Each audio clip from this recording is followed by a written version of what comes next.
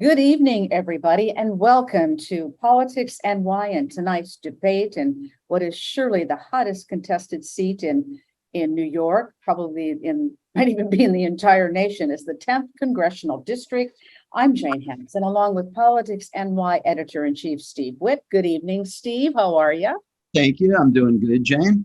And government reporter Ethan Stark-Miller of Schneps Media. Ethan, hello. Good to have great, you. Jane. How are you? Great, thank you. So thanks to the chaos of redistricting and an incumbent who chose to run in another district, this race kind of sparked what we would like to call a political gold rush. Add to that the first ever primary in August in the state of New York. And we've got history in the making. The district now encompasses Lower Manhattan, including the East and West Villages, Soho and Noho, Chinatown, and then also parts of Brooklyn, including Sunset Park and Park Slope. Tonight, we've got 10 candidates joining us, all with their own very impressive credentials, including one congressman who lives a little bit further upstate or was from another upstate district, another that when elected was the youngest woman ever sworn into Congress, a former federal prosecutor, a few assembly members, community and business leaders. We're going to hear from all of them and what we expect will be a very spirited discussion. So I hope you're all ready. First, I want to set a few ground rules. Each candidate will have 60 seconds for an opening statement. Then we'll begin the questioning. We have prepared 3 questions for each candidate, 60 seconds allowed for the response. We have also allotted time for each candidate to pose a question to one of their opponents. Candidates have 30 seconds to address their opponent and ask their question, and then the opponent has 30 seconds to respond. We will conclude with a 1-minute closing statement from each, and we are going to keep very close watch on the time because, as you can guess, if we all talk, that takes up a lot of it. Steve Witt is going to be our timekeeper. When he says time, you need to listen, and if you go on for too long, he will mute the candidates if they go way past their time. And then, of course, it will be up to you to unmute when we are ready to ask you a question. Are you ready to speak again? So if everyone is ready, let's begin. We're going to start with the opening statements. We've made a list of who's going to go first, and we're going to start with Congressman Mondaire Jones. Good evening. Good evening, Jane. Thank you so much for having me. And let me just correct something you said. I'm proud to live in the Carroll Garden neighborhood of Brooklyn. I'm Congressman Mondaire Jones, and I'm running for re-election because our work has just begun. Growing up in New York, my family didn't have it easy. I was raised in Section 8 housing and on food stamps by a young single mom who, like so many incredible women throughout our district, had to work multiple jobs just to provide for our family. I never imagined that someone like me could run for office when I was growing up, let alone make history in 2020 when elected our nation's first openly gay Black member of Congress. And I have hit the ground running. My colleagues elected me as the youngest member of House Democratic leadership, and I've been named the most legislatively active freshman member of Congress. And I've been a change agent in an otherwise gridlocked Washington. I helped pass the American Rescue Plan, which delivered billions of dollars for New York City schools, housing, and health. And last fall, when few people thought we could get Build Back Better through the House and others doubted we could pass the Infrastructure Investment and Jobs Act, I negotiated passage of those bills, and now billions of dollars are coming to New York City for infrastructure. Thank you. Thank you. Joanne Simon. Joanne, we need you to unmute. Yes, thank you. Thank you. So thank you, New York Politics, and to the viewers at home. I'm Assemblymember Joanne Simon, and I'm representing the 52nd Assembly District here in Brooklyn, home to 30% of the voters in New York 10, and the only person in this race who's currently representing Brooklyn. I've lived in this area since the early 1980s, and shortly after got involved when shooting on my block got me engaged with community. So I'm a working class kid from a family where you fight for what you care about. I've spent most of my career as a disability civil rights lawyer, winning a landmark case that went to the U.S. Supreme Court. I'm a former teacher of deaf children, a community activist, and of course, a progressive legislator. And because I worked for decades in community to get the ear of officialdom, I really relate to people who are trying to get their message out, to have their voices heard. about the decisions that affect their lives. And when I was elected, I continued to be in community. And I'm running because I believe there's a need for a thoughtful and effective progressive legislator that's only beholden to the people and the community, not to real estate dollars, not to Trump donors, not to lobbyists. I know the issues and I've delivered. Thank you. Thank you. Thank you, Joanne. Maud Maron. Oh, sorry about that. I had to unmute. Hi, everyone. My name is Maud Maron. I'm a lawyer, a mom, and a parent advocate. I worked as a public defender for 2 decades at the Legal Aid Society, where I worked as both a staff attorney and a training director. I'm a mom of 4. I believe I'm the only public school parent in this race. And I was elected to be the president of the Community Education Council in Manhattan, where I fought to preserve specialized high schools, gifted and talented programs, and to make all of our schools better for all of our students. I co-founded an education advocacy group called Place NYC to fight to make sure parents are heard.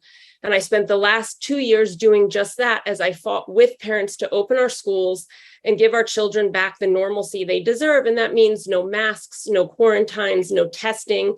And it also means allowing parents to walk into our school buildings. New York City is losing people right now because the leaders in this race are not listening to us.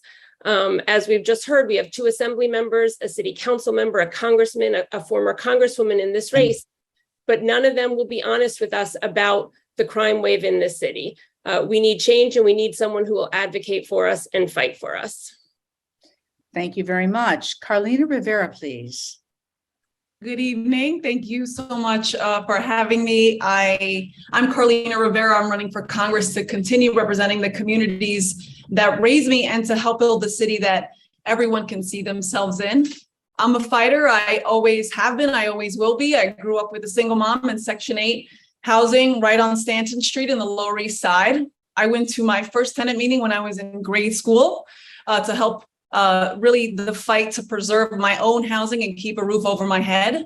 I served on my local community board in NY10, and I organized for housing, economic, and environmental justice before I ever decided to run for office. Right now, people are watching our city to see what we prioritize as worth saving. We saw a right-wing Supreme Court strike down gun safety laws in our state after we saw them start to dismantle our access to abortion and, frankly, all reproductive rights, like we knew that they would. We need someone with perspective that has been working on these issues and other issues of national importance.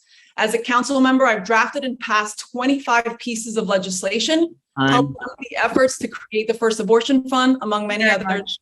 Thank you very much, Carlina. We appreciate it. Quanda Francis.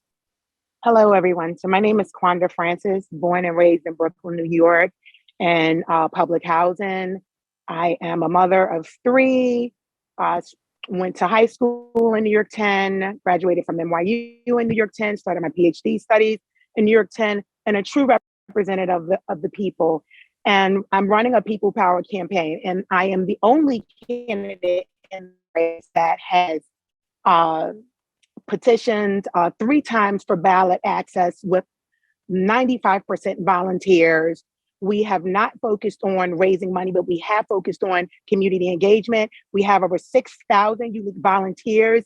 And right now, New York 10 has an opportunity to send the true representative of the people to Congress, not one that's being controlled by power brokers. There's a lot of talk about dark money coming into this campaign. What I'm saying to you is that we have an opportunity to send someone to Congress that has beat the odds, that beat teenage pregnancy, homelessness, and every other barrier that you can possibly think of. Thank you.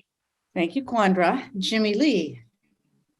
Hi, good evening, everyone. My name is Jimmy Lee. I was a certified teacher and a city worker for more than 7 years. I am not a career politician. Growing up as the son of immigrants, I understand the issues and struggles immigrant and working family face daily, and because it was my experience growing up. I am an everyday New Yorker and a community advocate for my immigrant and working class neighbors for more than a decade. I have lived in District 10 for most of my life and know the issues confronted by the community in the district well. I co-founded New York City Asian American Democratic Club and Asian American Community Empowerment, a nonprofit coalition of Asian American organizations that consists of 60 member organizations nationwide. As an Asian American community leaders for more than 10 years, I have worked closely together with other leaders from other community and allies on API hate, gentrification and affordable housing, high quality education for all, and other important social issues. Time. Oh, sorry, thank you. Thank you. Elizabeth Holtzman, time for you. Thank you very much. My name is Liz Holtzman. I was born and raised in Brooklyn. Both my parents were immigrants. They came here with nothing and managed to send me to college and law school. I have been called a trailblazer and legendary. That's because I was elected to Congress as the youngest woman ever when I was elected. I was the first woman district attorney in New York City. I was the only woman ever elected controller in New York City. I broke barriers that it's great to watch other women following and being able to move ahead. As Congresswoman, I stood up against a president of the United States. I can take on a president.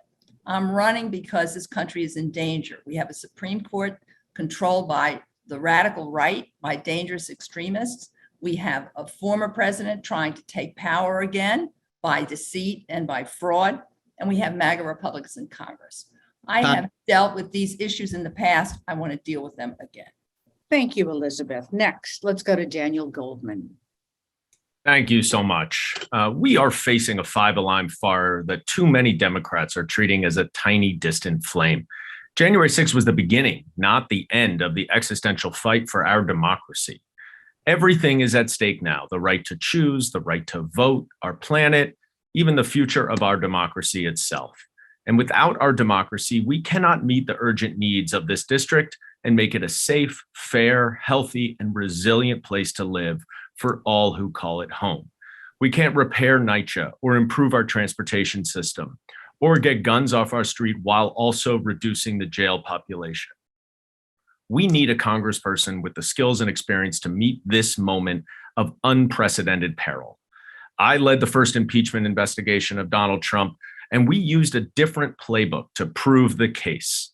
Before that, I prosecuted mob bosses and Wall Street cheats in the Southern District of New York. I've lived in this district for more than 15 years. I'm raising my 5 children here, and I have devoted my entire career to public service, protecting our communities, working to level the playing field, and making the government and system work for the people, not against the people. And I humbly ask for your vote. Thank you. Thank you very much. Brian Robinson. All right. So thanks for having me. I just think this country is at such a critical point right now, and it's really not in a state where I'm comfortable even raising my daughter. That's my main impetus. I think we need more independent leaders who aren't afraid to go against the grain. And I think we have to heal division. This country really, the future of this country depends on that. We have to reject polarities on both sides of the aisle. In New York City, idealistic compassion has led to some cruel realities, especially for small businesses and personal safety. I ran a small business for 12 years and I sold it to run. I also authored a book about ADHD, which I have. So many small businesses over the last 2 years have gone under, and it's really upsetting. My family and I never left New York City during the pandemic, and it was really bleak at times. And it's hard to watch the anguish of business owners' faces when they have to board up. We have people making a living right now off a lack of consequences for theft. Business owners have to lock up simple products on the glass. I want to lower federal taxes for small businesses, and I want to create federal oversight for the homeless shelters because we have a mental health crisis. Thanks. Okay, we thank you so much. And now let's go to Yuh-Line Niou. Thank you so much, Jane and Stephen and Ethan, for having us today. I just wanted to say thank you for all of you for coming. I've actually represented this part of this district for 6 years now in the state assembly. 100% of my assembly district is actually inside of the New York 10. And I just really want to continue to represent my neighbors and my community in the way that I've always done, which is making sure that we have more accessible, more transparent, more powerful representation in our government. Right now, we know that our country is in a crisis. We know that, folks have lost our bodily autonomy. We've, seen people, being shot, in mass shootings. People are losing our rights and we are suffering. And so I think that right now what we need in Congress is political courage. obviously, I think that our country right now is feeling a little bit apathetic about government, right? And I think that a lot of times, just like when I was younger, I think that a lot of times people think that rules, laws happen to us, and we need to kind of change that up, break that myth, because I learned that the more that I learned about government, it's like that powerful people don't want us to realize that we actually, the people, have the power. I'm trying to show people that. Thank you. Thank you, Yuh-Line. Now, I've just been listening to your opening statements. You're all Democrats. Many of you grew up in New York City. You're all very passionate on the issues. You've all talked about the country being in crisis, and you've talked about making people safe. What I want to know from each one of you is what separates you from everybody else that's running for office that should make somebody absolutely cast a ballot for you. We're going to start with Yuh-Line. Thank you so much for starting with me. So obviously, I was just talking about political courage, and I know that I have it. I have fought and delivered and won, reforms for our sexual harassment laws. I passed laws directing tens of millions of dollars in our state funds to community organizations fighting AAPI hate, anti-Semitism, and all forms of hate crimes. I was a leading voice in New York State's push to expand abortion access in the wake of the Supreme Court's awful decision. I'm bringing a coalition with me to Washington to take back our economy from the ultra rich who have rigged, the system against our working families. I'm bringing climate voices to fight for the Green New Deal. I'm bringing migrant voices to the fight for expanded federal hate crimes legislation and the DREAM Act. I'm bringing the voices of those in public housing to demand our federal government and decades of divestment and disinvestment of affordable housing in our city. And just like in Albany, those coalitions will be so large and so loud that they cannot be ignored. And I will continue to fight for all of us. Thank you so much. Thank you. Brian. Passion and heart, number one, somebody who's willing to think independently and act independently. I see a lot of paying homage to the narrative, the national narrative with no sense or willingness to pay attention to the issues of District 10. I hear a lot of rhetoric, but no concrete policies. As a small business owner of 12 years, I'm at ease in a leadership position, and I bring the creativity and just the pure will to get things done and change things up in Washington, because we just need a new wave of leadership, especially in the Democratic Party. Thank you. Let's go to Daniel. Thanks so much, Jane. I'm the only one of these candidates who has stood up to Donald Trump, and I proved the case that he abused the power of his office for his personal interest. And we didn't do that by accident. We used different creative strategies that Congress had not used before in order to go through the side door when we knew we could not go through the front door. And it's that same creativity that I will bring to move our priorities and our policies forward. I'll give you a quick example. A month ago, I called for an investigation of gun manufacturers and gun dealers to expose what they know about their marketing and advertising, targeting young people and radicalizing them online, and then go out and commit these mass shootings. I was very happy to see that last week, Congress heeded my call and there was a hearing with the gun manufacturers. But if the Republicans won't come to the table, we have to use different and creative and fresh ideas in order to get stuff done. And that's what I will do. Time. Thank you. Elizabeth. Holtzman? Yes, ma'am. Okay, thank you. Just want to make sure. First of all, I was one of the very first people to call for the impeachment of Donald Trump. It took Congress a few months, maybe a year, for it to get itself into action to deal with that issue and really to take Donald Trump on. And he's still walking around even after that activity. So that job hasn't been finished.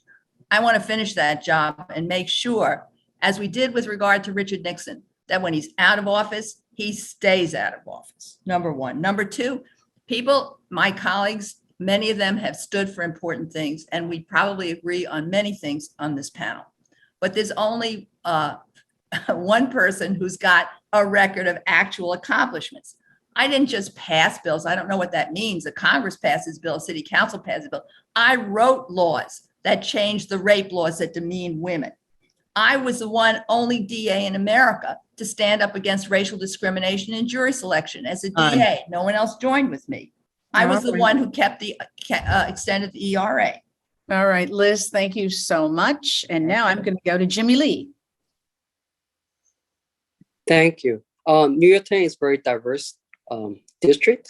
As your congressman, I work diligently to bring people who live in different corners of the city together to work toward our common good by creating opportunities for dialogue. I will launch initiative that will help to break down some of the barriers that divide the communities. I will support programs that reduce childhood poverty, narrow educational gaps, improve income and employment opportunities for marginalized populations, and also quality health care for all. Thank you. Thank you very much, Quanda. So I am the only candidate in this race that went from being in public housing, being a top performing student in standardized tests in the 90 percentile, to again being a victim of policy violence in terms of living in a community with recreational deserts, educational deserts. And why is this important? I was recently named one of 10 women in the world in business to watch. And when we talk about success, it's measured based upon how the distance that one has traveled to get there. And my distance has been tremendous. Working for the NYPD, I was discriminated against, and I decided to take on the machine, file a lawsuit, and ensure that all of these processes in terms of individuals, not the pay disparities, be addressed and highlighted so we can do something about it and so we can change it, because that affects generational wealth when folks are not compensated equitably. So I am here again because of what's good about New York. Thank you, Quanda. Carlina. Thank you. Well, I would just say that talk is cheap. I spend political capital on creative solutions that immediately address our most pressing challenges. And I work in coalition. I would never claim that I'm going to be the one person that saves us.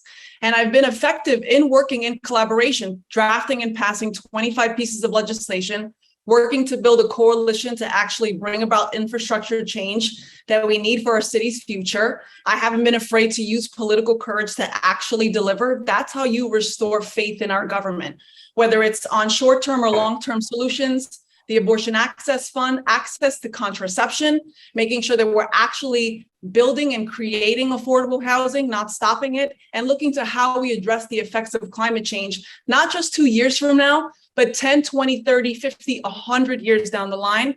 I've done that. I'm a workhorse and I'll continue to deliver. Okay, now let's go to Maud. Thank you. I will say that I don't often agree with Yuh-Line Niou, but I'm going to agree with her when it comes to her assessment about the need for political courage. And I am someone who has shown political courage again and again and again. I will say that I was incredibly disappointed in the lack of political courage shown by all of the candidates who went to a Brooklyn forum that I had been excluded from. We have Dan Goldman, who says he's going to stand up to Donald Trump, but he won't even stand up for a public school parent who gets excluded from a forum for having a different point of view than everybody else in the room. Our job as Congresspeople, if we get sent to Washington, D.C., is to represent everybody in the 10th Congressional District. That means you have to represent the people who agree with you and the people who don't. I have shown time and time again that I can build coalitions to accomplish goals, to keep our gifted and talented programs, to get our schools open more quickly than they would have otherwise. And you have to build those coalitions by working with people who don't always agree with you. Thank you, Maud. Now, Joanne. Thank you. I would say, number one, I am the only elected official currently representing Brooklyn. Brooklyn is 60% of New York 10. And I'm the only one that is consistently at the table, bringing in community and working with community for positive solutions. That's been my history as a community leader long before I got to the state assembly. I also have a history of political courage, standing up to the NRA and writing our country's strongest red flag law, and also to our predatory county leader, Vito Lopez, for years when nobody else was doing that. I've had vision. I've been involved with progressive transportation and processes and doing environmental justice work 25 years ago when very few other people were doing it. And frankly, standing up to Trump also took flipping the New York State Senate. And that was critical. The IDC was important, but we had to flip seats. I know how to do that. I was engaged in flipping those seats, and New York is the better for it. Thank you. Thank you, Joanne and Mondaire. Thank you. Let me start by saying that Mr. Goldman is incorrect when he says he's the only candidate to have stood up to Donald Trump. One of the first things I did as a sitting member of Congress is to vote to impeach the president for the second time. You know, if you believe that we are facing a five-alarm fire from a democracy standpoint, then you have to also acknowledge that the threats are also emanating from the Supreme Court of the United States, which is why I'm the candidate who supports court expansion and had the political courage more than a year before striking down Roe v. Wade, more than a year before we saw Roe v. Wade struck down, to introduce that legislation. I've also led the fight legislatively to defend our democracy and to protect the right to vote, introducing a number of bills that were wrapped up into the Freedom to Vote John R. Lewis Act. I've helped deliver billions of dollars to New York City for schools, housing, and healthcare, and for infrastructure. And I'm a progressive champion in Congress, the only person sitting in Congress as a progressive champion right now, with a track record of actually delivering results for New York City from the Congress. I'm running to continue that important economy building, democracy saving work. Thank you. And now I'm going to go to Ethan, who has much more closely watched this particular campaign than I have, and has some great questions for you. Ethan, take it away. Thank you, Jane. Also would love to remind everybody you can, request a rebuttal, and we'll give you 30 seconds for that. So yeah, second question is on monkeypox. The city's really facing a massive outbreak of it right now. The state and city both declared states of emergency over the past few days. The federal government hasn't been providing enough vaccines so far. If elected, how would you use federal resources? How would you get them to the district in order to combat monkeypox and other outbreaks the city may face? For this one, we're going to start with Jimmy Lee. Thank you. Hello, can you hear me? Yes. Yeah, okay. All right. Definitely we need to do better outreach to all New Yorkers, because oftentimes, when we have federal legislations or other policies, don't forget, New York is a very diverse city. So we have a lot of non-English speaking populations. So we need to do more outreach to non-English speaking populations, and then, bring all those critical information to it. And then such as how, New Yorkers can protect themselves from monkeypox, and as well as definitely more like advertisement and community engagement. So to get all community stakeholders on board to prevent a crisis in monkeypox. Thank you. All right, next we'll go to Liz Holtzman. Thank you very much. The issue isn't just always getting money to the district.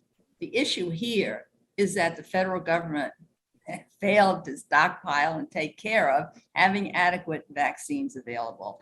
That's something that Congress can do something about, not necessarily by getting money for these programs. There may be sufficient money. The issue is sometimes the government just falls down on the job. So you've got to check what the government is doing.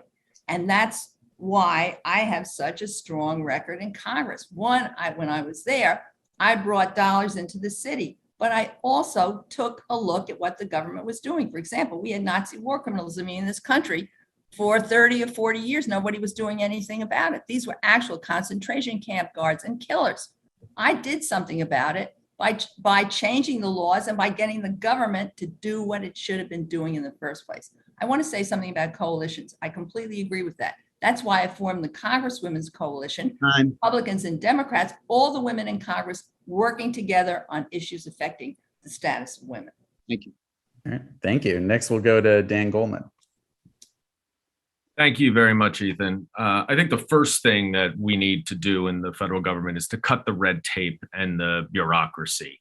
I was the very first candidate in this race to call out the government for failing to procure hundreds of thousands of vaccines from Denmark because the FDA fell down on the job. That's the kind of oversight that we're going to need in Congress, and that's what I can bring.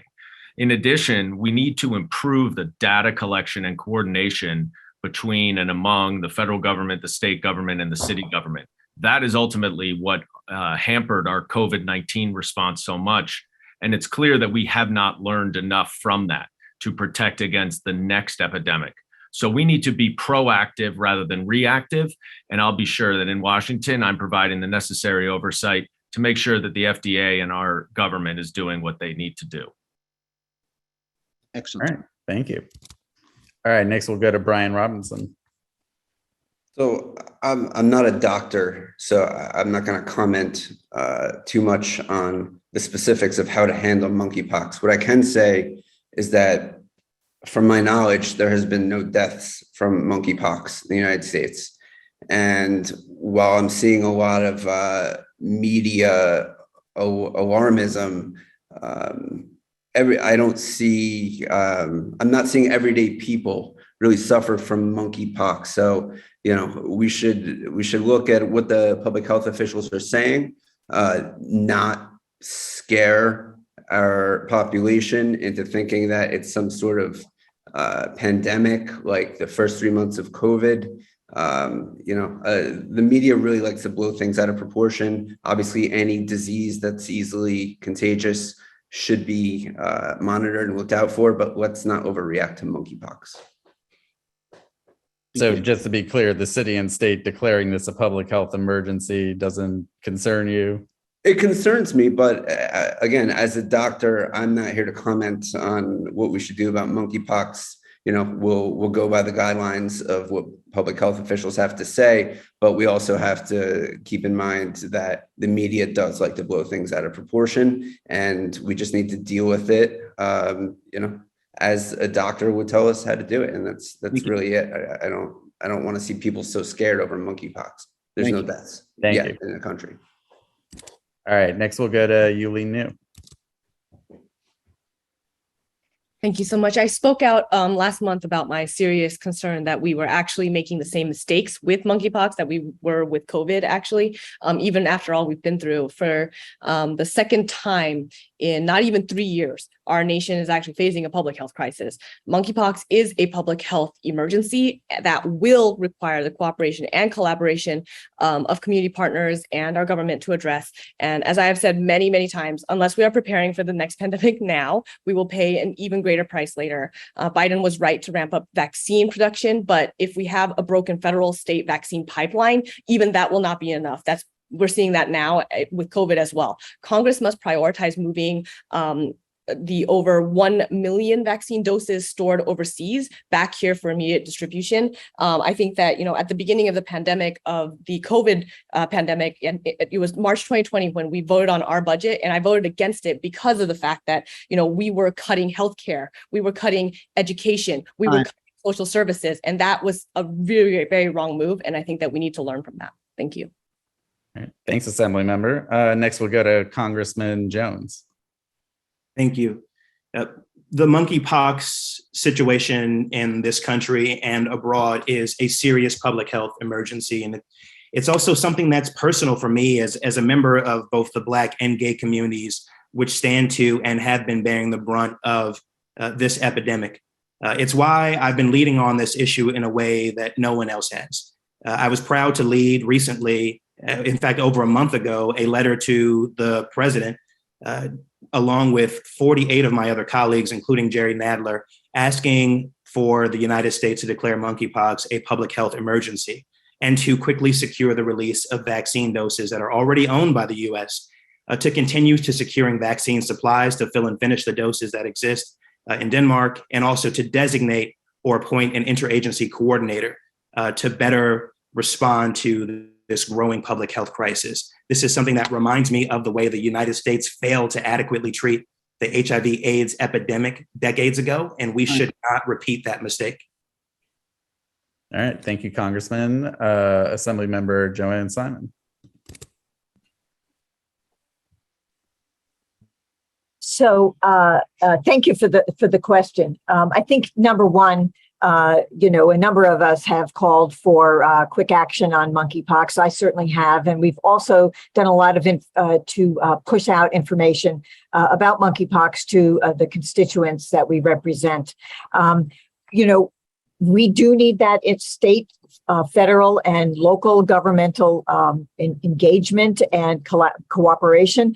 The federal government has not been on the scene with regard to vaccine production and doesn't really have a pipeline set up to do that. So we need to set that up and ensure that, in between, we're going to have another pandemic. We're going to have another public health emergency. We need to set up those systems. And right now, the CDC has not been on top of that in a way that they need to be. So yes, we need to bring more doses here, but we also need to educate everybody. This is really, I think one of the telling things that's been said is that no everyday people are getting monkeypox. Well, I don't know anybody who's not an everyday person who's been getting monkeypox. Right. The reality is it's a very significant public health crisis, and we all need to work together on that.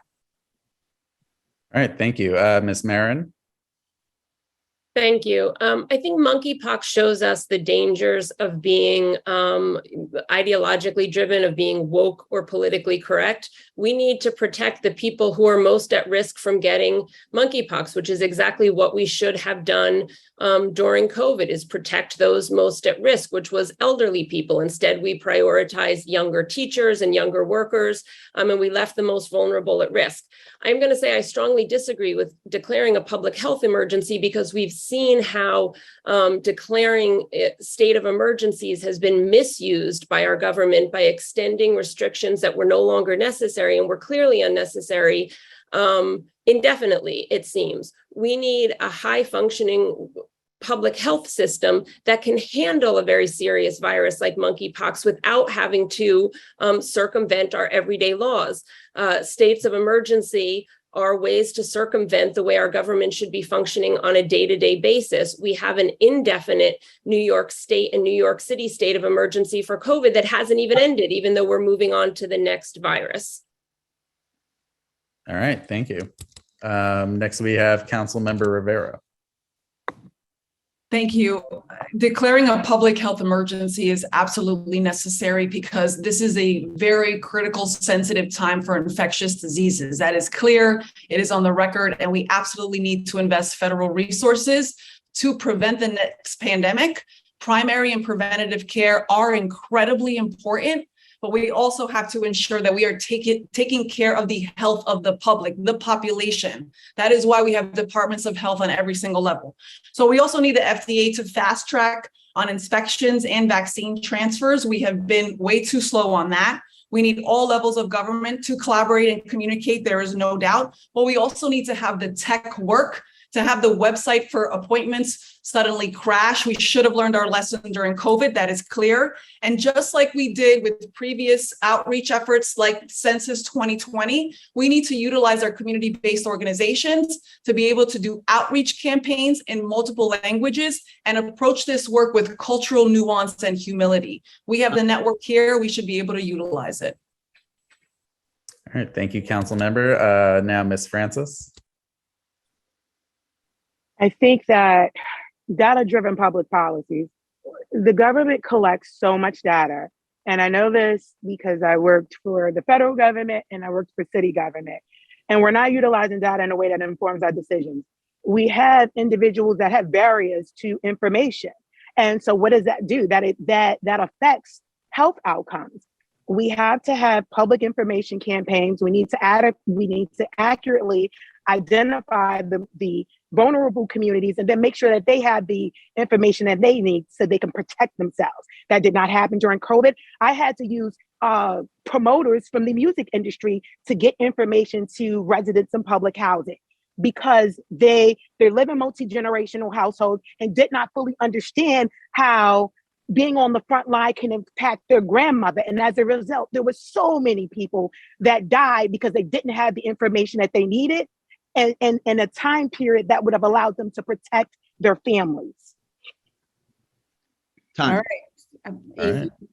Yeah, thanks everyone for your answers to that question. I'm going to throw it back to Jane now. We're going to switch things up here and do what we call our little cross examination. We're going to open it up to each candidate to ask one of their opponents a question. You have 30 seconds for the question and 30 seconds for the answer. And I'm going to go to you, Quanda, first. Take it away. Ask a question of one of your opponents. And by the way, remember, if you guys want to have a rebuttal in here, raise your hand and do it. Okay? Quanda, go for it. Okay, so my question is for Joanne Simons. She's my assembly person. When I initially met you, you said that you are very responsive to your constituents. And as I said, I wrote to every representative that represented me to let them know that I was facing retaliation as a result of speaking out about employment discrimination. And so my question is, what are your outreach efforts? Like, how would you support a constituent that reached out to you in this particular situation with regard to city government and employment discrimination? Thank you. So thank you for that question. We do this often. Number one, I was a big proponent of strengthening our whistleblower laws in New York State because they were virtually useless. And we have made some real progress in that regard. But what I do is I send people information. We respond to that. We give them legal resources, give them a choice of legal resources that might be the kinds of representation that would deal with issues such as discrimination and retaliation in employment. That was often we would send people to a number of the public interest law firms, but also to referral services through, for example, the Employment Lawyers Association. Okay, thank you. Next, let us go to Carlina, please. Okay, I'll ask a question to Liz Holtzman. You were such a trailblazer in Congress. What advice would you give to other women looking to do the same? Well, I think it's really important to have women's voices heard. I think it's really important to have all voices heard. And the sad thing was when I first got to Congress, there were just a handful of women. So it's great to see. And one of the things I worked for was the election of more women to the city council, because there was also a handful there. So one thing is you can talk to women who've been in office and learn the ropes, but you can also run for office yourself.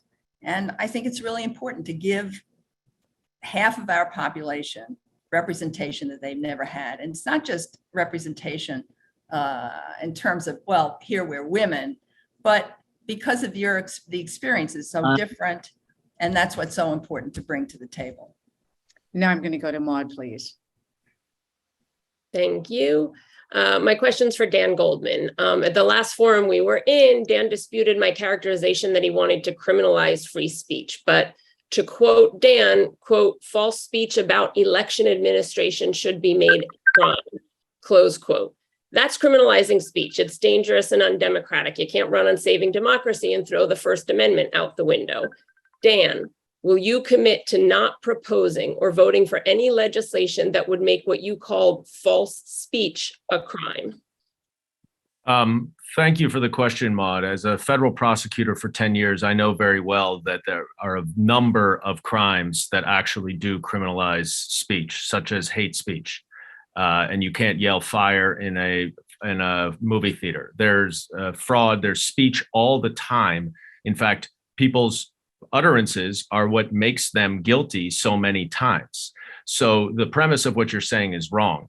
I have called for a new criminal law that will, just like the false statement statute, 18 USC 1001, will criminalize someone knowingly making false statements about how, when, and where elections occur. That is what I'm calling for. And I, of course, stand by that because your blanket prohibition on criminalizing speech is just wrong. Joanne Simon. So thank you. So my question is for Elizabeth Holtzman. Liz, I'm in community and community meetings all the time. I'm curious what local community issues you have led on in recent years. Well, I've been out of politics in recent years for a good reason, because I thought that the people in office were going to handle the situation. But I see now that we're in such a threatened situation, both with regard to the Supreme Court, Donald Trump, who's still trying to come back into power, and the MAGA Republicans, that I thought I would take the skills I had and take them on because of that record and because I have the courage and the guts and the proven record to do that. Aside from that, the issues that I took on and solved, they're still enduring. I had a constituent who had a rare disease. She called with a sewer complaint. Ultimately, we went to the FDA and found out that drug companies weren't manufacturing drugs for rare diseases. I introduced a bill. We had a hearing. A law was passed. We now have hundreds, if not thousands, of drugs for rare diseases because what I did as a congresswoman responding to a constituent. Real quick, Maud raised her hand to respond to Dan Goldman, and I want to give her 30 seconds to respond. Yeah. Thank you so much. Dan is certainly right about yelling fire in a crowded theater. We have laws on the books now, and I know because those laws have been used to prosecute and convict my clients in court. What I am talking about is creating new laws that would prevent people from talking about elections in ways that they are concerned about or in ways that they think when election fraud has happened. Stacey Abrams shouldn't be prosecuted for her concerns about election fraud in her election. Bush v. Gore went all the way to the Supreme Court because Al Gore thought there was something wrong with his election. It is wildly dangerous to try to criminalize political speech with concerns about elections. And that's what I'm talking about. And Dan knows it, and he gave a disingenuous answer. Thank you. Now I'm going. Am I allowed to respond to that? Of course. Okay. I just want to say briefly, I mean, we're dealing with a former president right now who has perpetuating a big lie and undermining our democracy every single day. If you knowingly make a false statement and intentionally make a false statement that is misleading and misinformation about an election, that should be a crime. And just like we have a false statement statute in the book that you cannot lie to officers or law enforcement, we can add a federal law that criminalizes false statements so that we are not dealing with the big lie over and over and over again, and so that our democracy remains intact. And I'm running to Congress to protect and defend our democracy. Very good. Thank you. I see that Liz Holtzman would like to say something. Listen, in my opinion, as a former district attorney for 8 years, there's enough information right now to prosecute Donald Trump for the insurrection, for the violence. We don't have to prosecute him for lying. We can prosecute him for the actual violence that took place and the plotting for that violence and the plotting to take over our government. We have the laws on the books. The real issue is, where is the Justice Department? And they need to be moving. Thank you. Moving on, Jane, please. Let's go to Congressman Jones, Mondaire. Thank you. I believe that healthcare is a human right. And I know enough to know that the only healthcare policy to actually implement that principle is a single payer Medicare for all system. Dan, your website indicates that you don't support Medicare for all, but we know that the pandemic has hit hardest the working New Yorkers who oftentimes don't have employment during any particular moment in time, or who don't have the resources to spend on healthcare, on premiums, deductibles, and copays. What's the question? Why don't you support healthcare? Why don't you support Medicare for all? Thank you, Mondaire, for the question. I think if you were to read more on my website, you would see that I also agree that healthcare is a fundamental right, and that I believe that everyone should have free healthcare. You and I may differ on the way that that is executed. I believe we should extend the public option of government providing healthcare while maintaining the industry, while maintaining private health insurance for those who want to purchase it.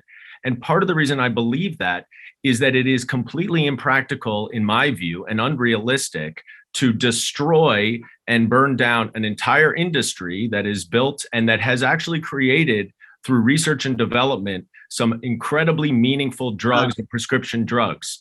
So you and I agree what the end goal is. I just take a more pragmatic, realistic approach to try to actually get results as opposed to scream from the mountaintops about something that is not going to happen. So we actually don't agree, because I actually support the only policy that would ensure healthcare is actually a human right. What we just heard from you includes pharmaceutical industry talking points. We can allow Medicare to negotiate the cost of prescription drugs, for example, under a single payer Medicare for all system without driving pharmaceutical companies out of business. And your line of thinking is what led even one or more members of the New York congressional delegation last fall, when we were negotiating Build Back Better, to vote against allowing Medicare to negotiate the cost of prescription drugs. Even under a public option, tens of millions of Americans would be uninsured or underinsured. And so I have the political courage, as do over 100 of my colleagues right now in Congress, to support Medicare for all. And it's important that this district sends someone to Congress that actually has the political courage and the empathy to ensure that no one, and I mean no one, goes uninsured or underinsured in the richest nation in the history of the world.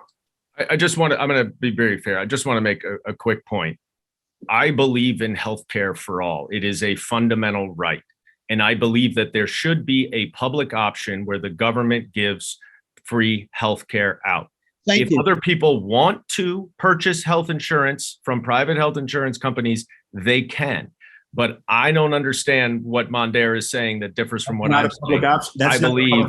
I don't know what the public option is. I believe in a public option that provides government health care for everyone.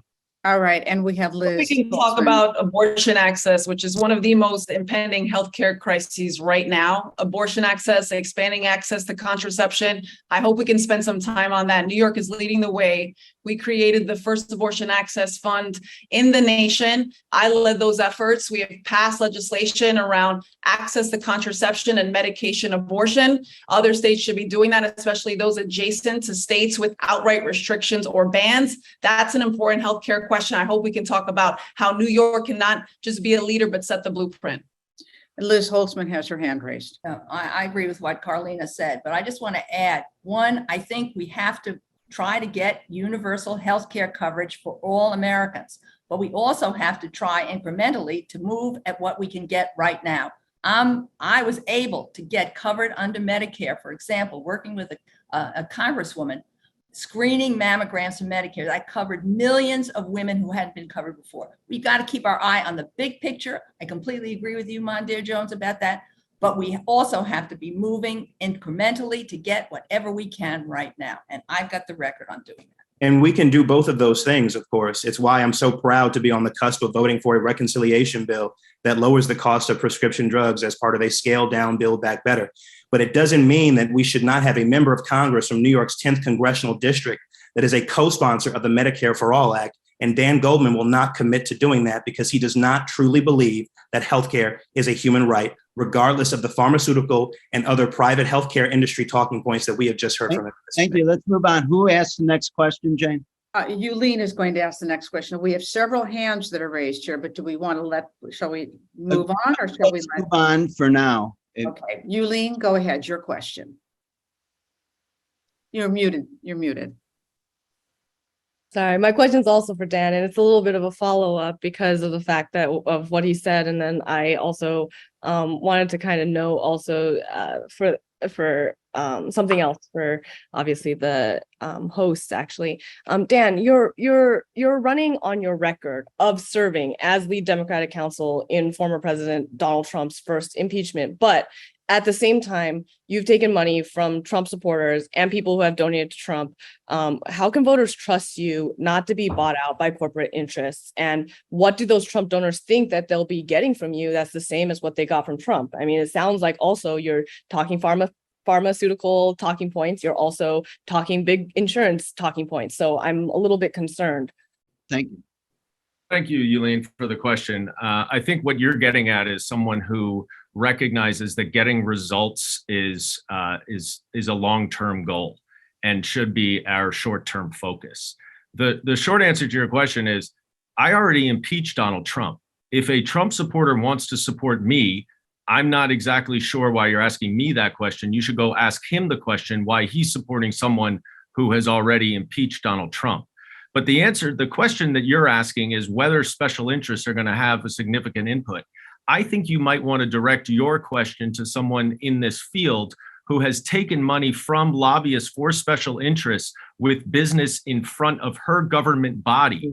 Maybe that is the proper place to direct the question about special interest, because of all the things you can say about me, it is not that I'm going to be beholden to special interests.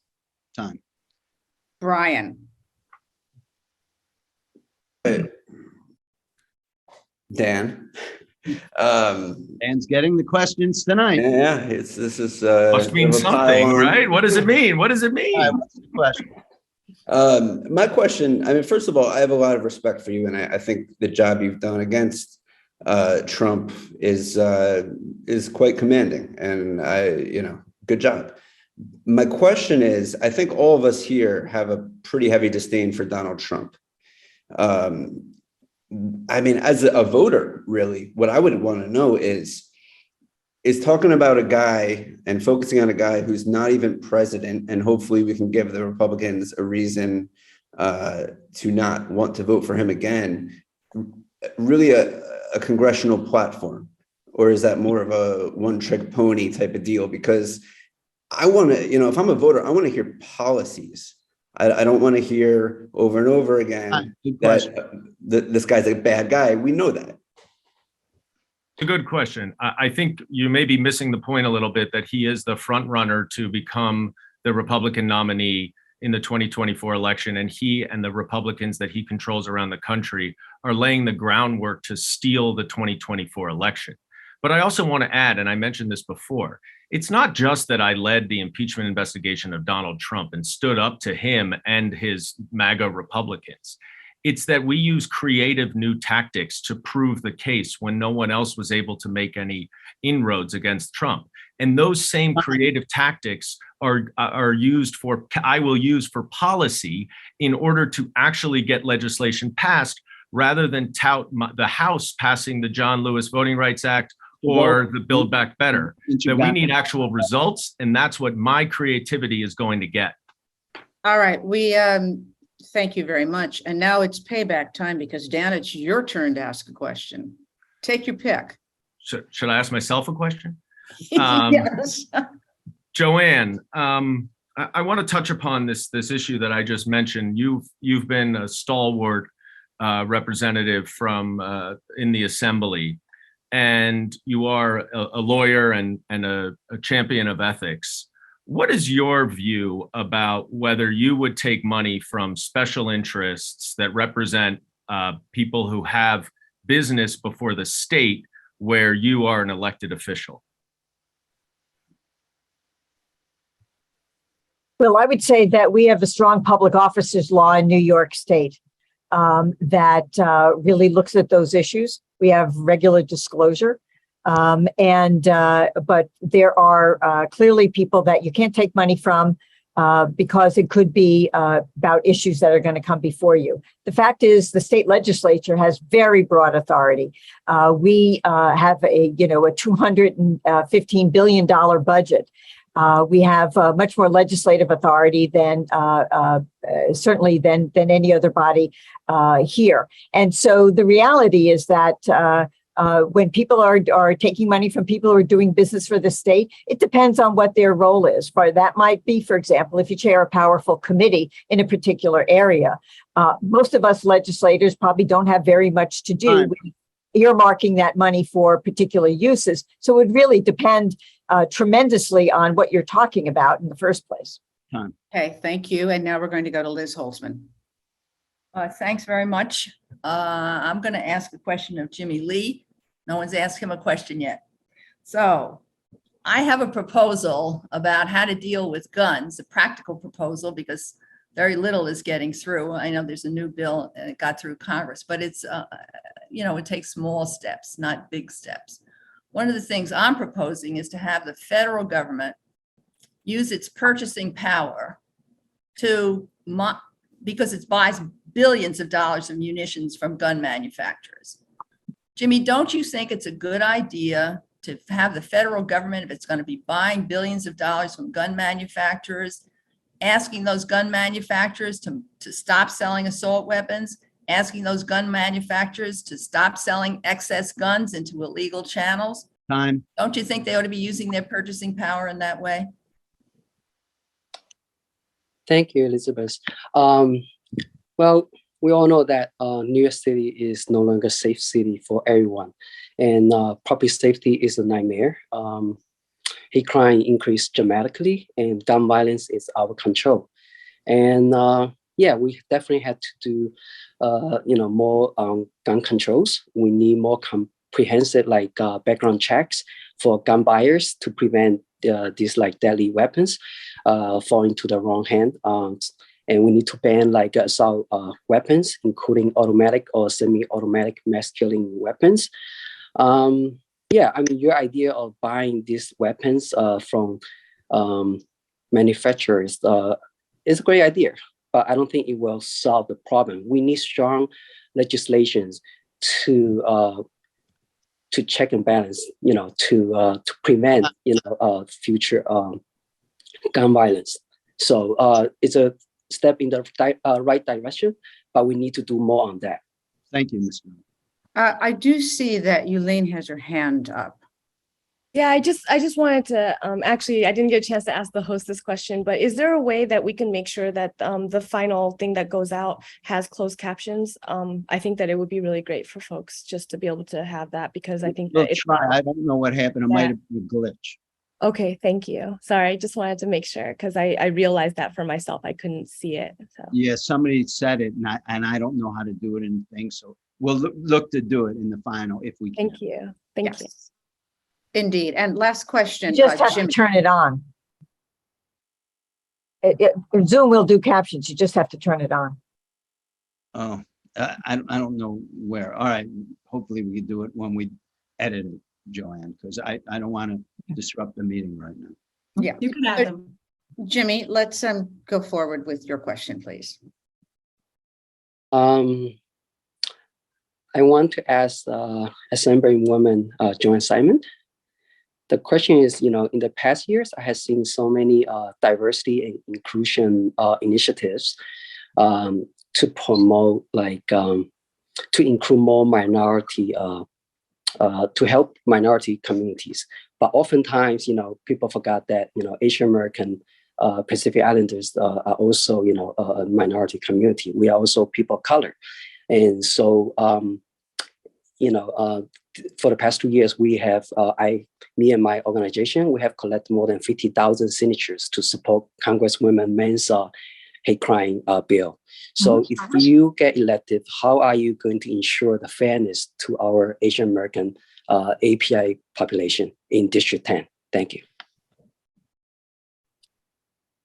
So thank you for that question. Well, one thing is, if it's not already passed, I'd be happy to join and sign on to co-sponsor Congresswoman Meng's legislation.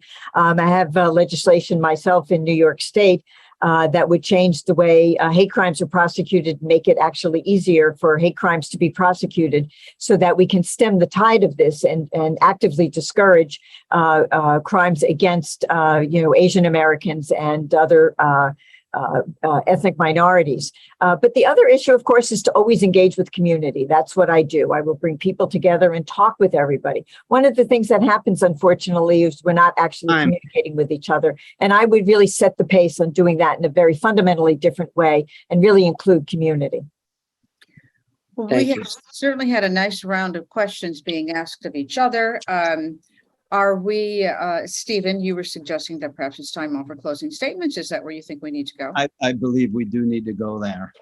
All righty. So we are going to do that. Ethan, why don't you lead the pack and identify who's going to start with their 60 seconds closing statements?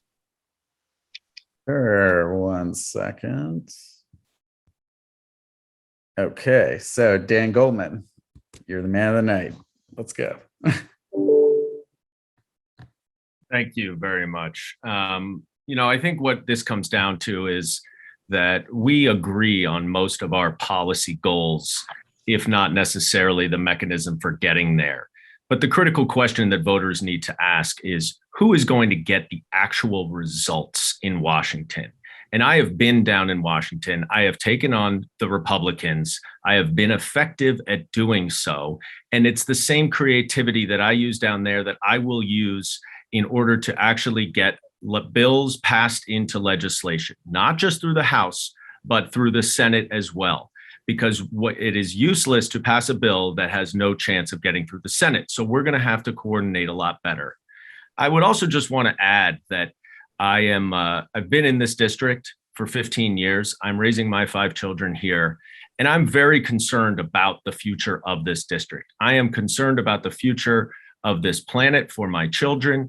I am concerned about them walking down the streets and on the subways. And I am concerned that we need to make sure that everybody gets the opportunities to succeed and to be lifted up in our society and in our district. And I look forward to working with all of the members in our district to improve the housing, to improve environment, to improve our infrastructure, and to improve life in this district. Thank you so much for having me, and I humbly ask for your support. Thank you, Daniel. We're going to go over to Congressman Jones now. Thank you so much, all. These are horrifying times, and progress must be fought for and protected. This district wants and deserves a progressive champion with a track record of actually delivering results, passing the House and the Senate, the American Rescue Plan, the Infrastructure Investment and Jobs Act, the CHIPS bill that I just helped pass, which would ensure that we finally address the supply chain crisis in this country and lower costs for millions of working Americans. These and so many other things we still have to be talking about. And of course, the Build Back Better Act, which I'm proud to be on the cusp of voting for in a smaller scale version, of course, even as we fight to enact the larger Build Back Better that I played a key role in passing through the House. We need folks who are going to stand up to the crises that we face through Supreme Court expansion, Medicare for all, and historic investments in affordable housing. We don't need to be sending someone to Washington who's going to parrot pharmaceutical and insurance industry talking points and not support things like court expansion, which is to protect fundamental rights like abortion and marriage equality. I've got that track record. No one else does. And it's important that we decide who we want to choose to represent us. It's not just enough to elect Democrats. We got to elect the right kinds of Democrats to Congress. Thank you.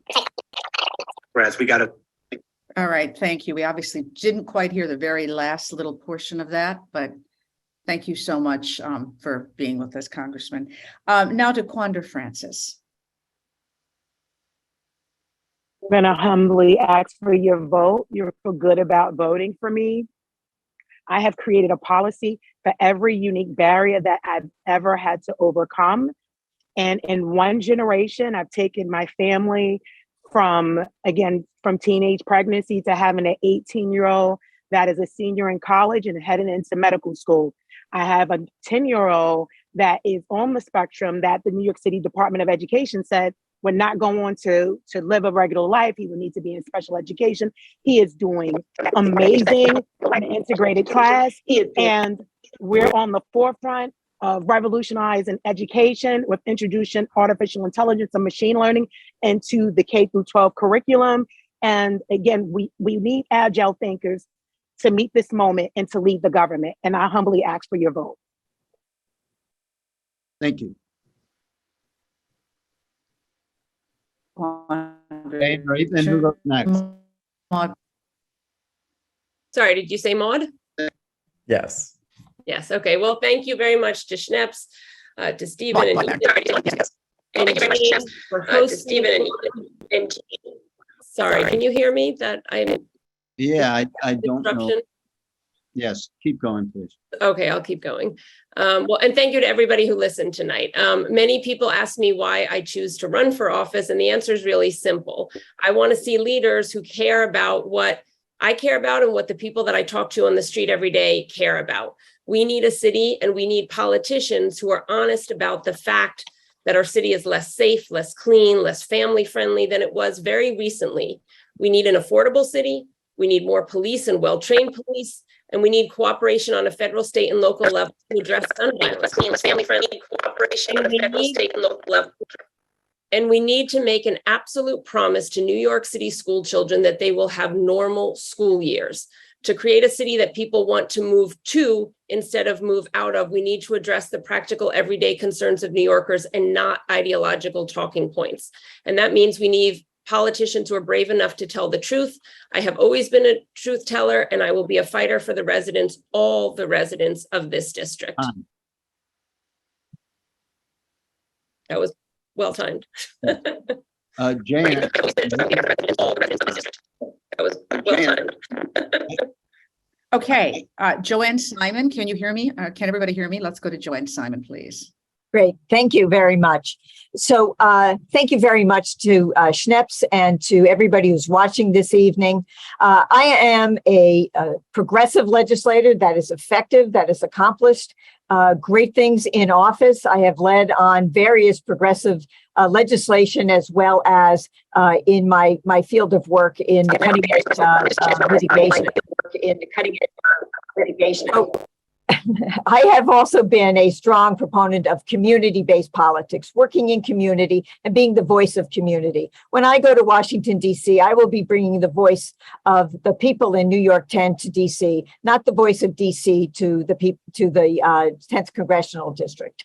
I have delivered on issues like abortion and climate and gun violence prevention, writing the most powerful red flag law in the country, and passing dozens of bills in the state legislature. And I have cross-borough appeal. I am supported by the largest Democratic club in Manhattan, as well as Assembly Member Deborah Glick and a former council member from the Lower East Side. I know that I will be there for the people of this district because that is the only people that I will be responsive to, not real estate industry, not former Trump donors.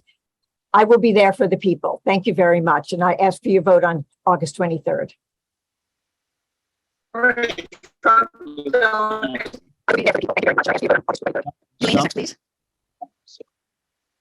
Jane, is it your computer here? I don't know, but All right, some who's next? I don't know either. Yuh-Line. Yuh-Line, are you? Yes, Yeah. I can go now. All right. I am running for Congress to give my community a voice, to hold accountable the people who rigged our economy, trashed our climate, took away our bodily autonomy, profiteered during a pandemic, and cheered on the rise of white supremacist violence like what we saw in Buffalo. My story is the story of the 10th district. So much of My the story is diverse the story of experience the 10th district. that makes New York great. I know the district because I've spent my entire elected career serving our communities. I fought alongside my neighbors for years, and I fought to make sure that people stayed alive during the pandemic. I joined a hunger strike for our taxi workers to get AAPI's ever also the first dedicated state funding to combat white supremacy and hate crimes. I fought to make sure we had tenant protections and people. I fought to make sure we had tenant protections and people. So that people could stay in their homes. I fought for public education dollars. And this is going to be a big race, offering New Yorkers the rare opportunity to hear from a lot of different perspectives. And I'm out here listening to my constituents. And as a Congresswoman, I will make sure that their voice is at the decision-making table every single day. No one owns a seat in Congress, and we cannot buy a seat in Congress. We have to earn our seat. And that means earning the trust of our communities, knowing us and understanding. Thank you. Okay, can you read it? Brian is next. Brian.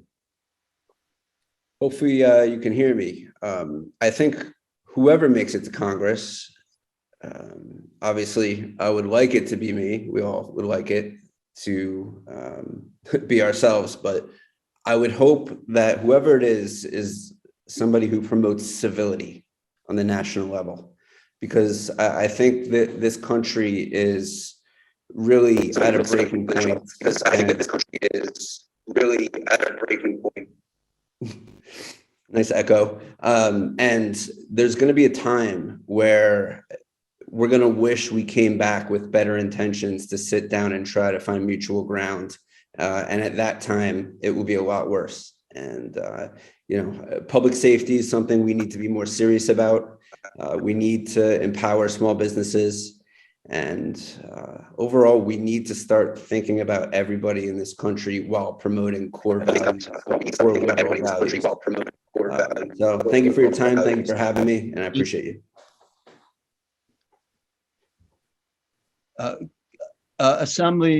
City Councilwoman Rivera, please.